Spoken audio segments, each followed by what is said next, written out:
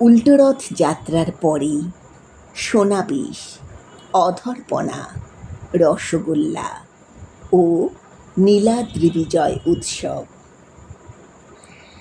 আষাঢ় মাসের শুক্লপক্ষের দ্বিতীয়া তিথিতে হয় রথযাত্রা এবং রথযাত্রার ৮ দিন পরে শুক্লপক্ষের দশমী তিথিতে হয় উল্টোরথ যাত্রা। একে বহুদা যাত্রাও বলে। পুরাণ মতে প্রায় ২০০০ বছর আগে ভগবান শ্রী শ্রী জগন্নাথ দেবের স্বপ্নাদেশে শুরু হয়েছিল রথযাত্রা উৎসব।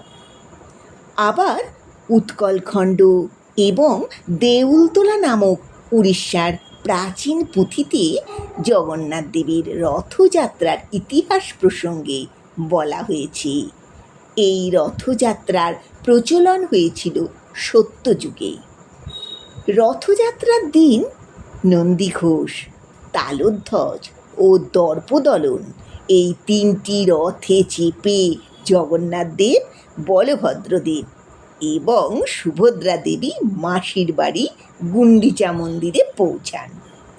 সেখান থেকে ৮ দিন পরে শুরু হয় পুনর্যাত্রা। পুনর্যাত্রা করে মূল শ্রী মন্দিরে এসেও তাঁরা মূল মন্দিরে প্রবেশ করেন না। ৩ দিন তাঁরা রথেই অবস্থান করেন। এই ৩ দিন ধরে বিপুল ভক্তদের সামনে পালিত হয় নানান আচার অনুষ্ঠান এবং উৎসব। প্রচলিত কাহিনী অনুসারে শ্রী শ্রী জগন্নাথ দেব, দাদা বলভদ্রদেব এবং বোন সুভদ্রা দেবীর সাথে রথযাত্রায় বের হবার সময় পত্নী লক্ষ্মী দেবীকে সঙ্গে নেননি। মাসির বাড়ি যাওয়ার সময় লক্ষ্মী দেবীকে সঙ্গে না নেওয়ায় লক্ষ্মী দেবীর অভিমান হয়েছিল। এরপর জগন্নাথ দেব যখন ফিরে আসেন তখন লক্ষ্মী দেবী দরজা বন্ধ করে দেন। অগত্যা মন্দিরের বাইরে রথেই প্রভুকে দিন কাটাতে হয়।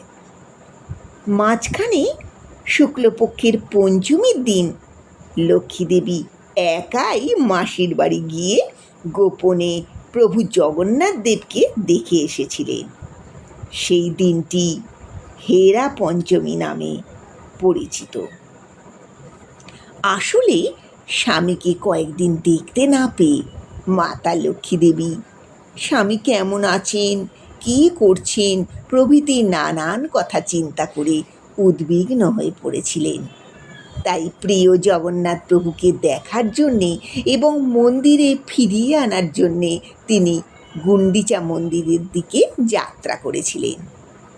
মাতা লক্ষ্মী দেবীকে সুন্দর বস্ত্র আর অলঙ্কারে সাজিয়ে সুদর্শন পালকিতে বসিয়ে আষাঢ় মাসের শুক্লপক্ষের পঞ্চমীর দিন লক্ষ্মী মাতার সেবকেরা মাতা লক্ষ্মী দেবীকে বাদ্যযন্ত্র আর শোভাযাত্রা সহকারে গুন্ডিচা মন্দিরে নিয়ে আসেন। গুন্ডিচা মন্দিরে একজন সেবাই মাতা লক্ষ্মী দেবীর উদ্দেশ্যে আরতি করেন।